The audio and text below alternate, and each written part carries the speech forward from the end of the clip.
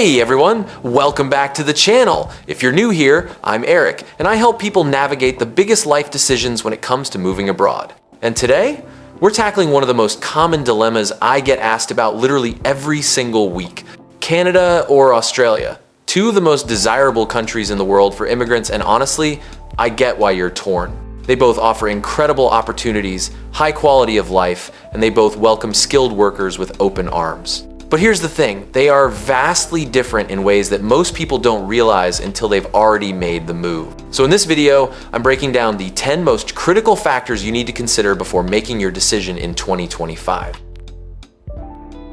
Let's start with something that's going to affect your day-to-day life from the moment you land. Money. Specifically, minimum wage and earning potential. Because when you first arrive in a new country, you might not land your dream job right away. You might need to take casual work while you get your bearings. And this is where the difference between Canada and Australia becomes huge. Australia has one of the highest minimum wages in the world, 24 Australian dollars and 95 cents per hour, or about 948 Australian dollars per week before tax. That converts to roughly 16 US dollars and 13 cents per hour, or about 612 US dollars per week. This means that even if you're working in a cafe, retail, or hospitality job while getting settled, you can still afford to live decently and even save a little. Canada's minimum wage varies by province from around 15 Canadian dollars to 17 Canadian dollars and 85 cents per hour, which equals roughly 10 US dollars and 73 cents to 12 US dollars and 77 cents per hour, depending on where you live. For example, Ontario and British Columbia sit near the higher end of that range, but it's still noticeably lower than Australia's. So while both countries welcome skilled workers and offer good pay in the long run, Australia's higher minimum wage gives newcomers a much stronger financial cushion when starting out. Now, for the weather. Australia is sunny and warm. Cities like Sydney, Melbourne, Brisbane, and Perth have hot summers, easily hitting 35 to 40 degrees Celsius, or about 95 to 104 degrees Fahrenheit in mild winters, with Sydney around 12 to 18 degrees Celsius, or about 54 to 64 degrees Fahrenheit. Melbourne's weather is unpredictable, but still milder than Canada. Canada is cold most of the year. Cities like Toronto, Calgary, and Montreal can drop to minus 20 degrees Celsius, or about minus 4 degrees Fahrenheit, with snow and icy winters from November through March or April. Vancouver is milder but rainy. If you love sunshine, Australia is ideal. If you prefer winter sports and seasonal changes, Canada fits. But remember, weather affects energy and mood.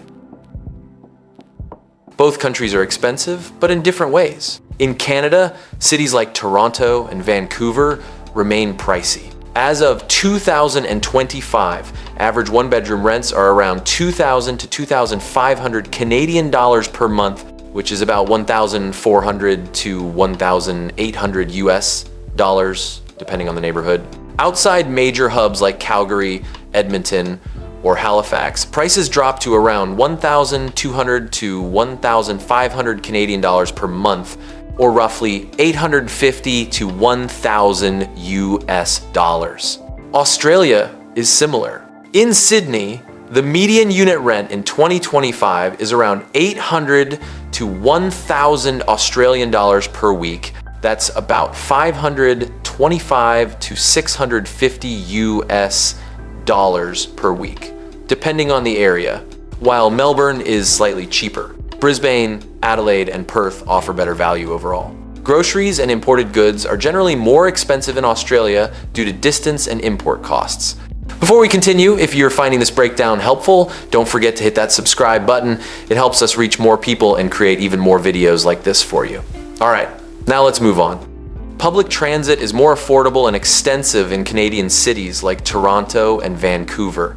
In Australia, beyond Sydney and Melbourne, you'll likely need a car, and cars are expensive. Make a real budget and check city-specific prices using Numbeo or Expatistan before you decide.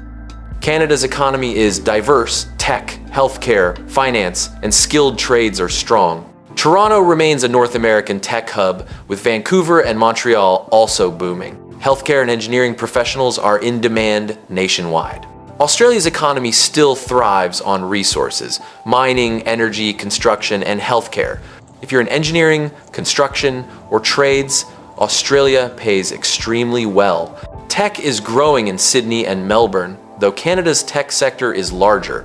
Both countries publish official occupation lists, Canada's NOC system, and Australia's skilled occupation list, showing which jobs are in demand. Check those lists and join LinkedIn expat groups to get real-world insights on salaries and hiring trends.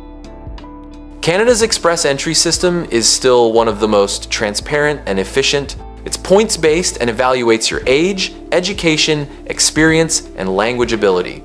Recent draw cutoffs fluctuate often in the high 400 seconds to low 500 seconds depending on the category.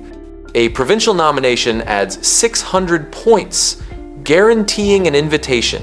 Canada plans to admit about 395,000 new permanent residents in 2025 under its 2025-2027 levels plan.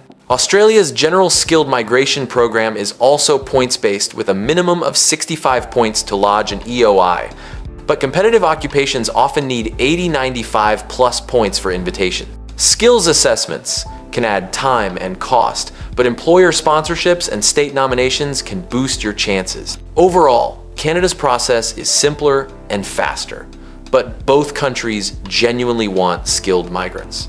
Start early. Visit IRCC and Home Affairs official websites to calculate your eligibility.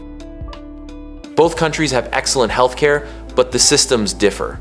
Canada offers public healthcare at the provincial level. Doctor visits and hospital stays are covered, though there's typically a 3-month waiting period for new residents. Non-urgent care, like elective surgeries, can face longer wait times, something Canada's Health Institute has highlighted in recent years. Dental, prescriptions, and vision care aren't covered. So many residents buy private insurance. Australia has Medicare, which covers doctor visits, hospital treatment, and some specialists. Many services are bulk billed, no out-of-pocket cost, meaning for most essential healthcare, Australia's system is effectively free for citizens and permanent residents. There's also a private system, encouraged through tax incentives. Higher earners without private cover pay the Medicare levy surcharge. Private insurance helps reduce wait times and adds coverage for dental and physio.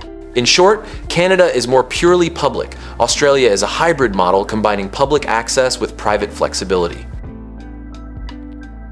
Canada is polite, multicultural, and community-oriented. Friendships can take time to form, but they're deep and loyal.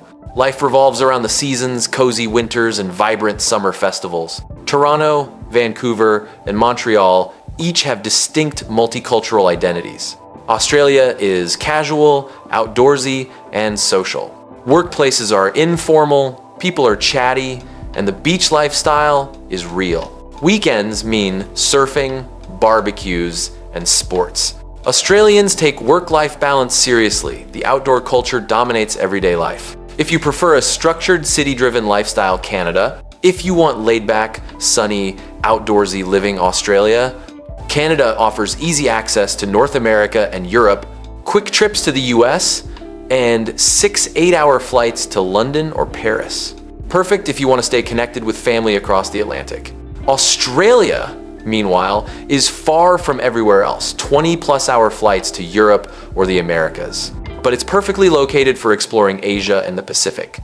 Thailand, Bali, Vietnam, and New Zealand are just hours away. Ask yourself, where's home and how often will you want to visit? Both countries excel in education. Canada offers free public schooling. World-class universities like Toronto, McGill, and UBC, and expanding $10 a day childcare in many provinces, rolling out nationwide by 2026. Parental leave allows up to 18 months with income support. Australia's public schools and universities, Melbourne, ANU, Sydney, are globally ranked. Childcare is expensive, 100 to 150 Australian dollars per day, but government subsidies offset costs. From 1st of July 2025, Paid parental leave increased to 24 weeks, 120 days, at the national minimum wage, with plans to extend to 26 weeks in 2026. Both are safe, family-friendly, and offer great post-study work visas for international students. Canada. Once you have permanent residence, you can apply for citizenship after 3 years of physical presence in a 5-year window. Dual citizenship is allowed, and the process is straightforward. Australia. Permanent residents can apply for citizenship after 4 years of residence, including at least 1 year as a permanent resident. Dual citizenship is also allowed, but the process can take slightly longer. Canada offers a faster route overall. Australia rewards those who prefer a longer, gradual integration.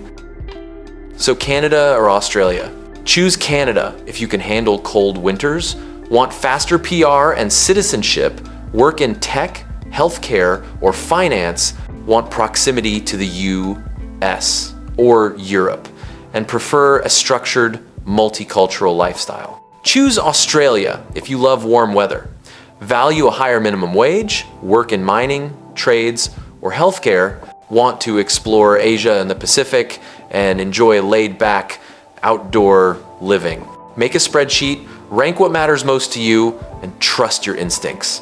Whichever country you choose, remember, no decision is permanent. You're allowed to evolve. If this was helpful, like, subscribe, and comment below. Are you Team Canada or Team Australia? I read every comment and love hearing your thoughts. Thanks for watching, and whichever destination you choose, I'm rooting for you. See you in the next video.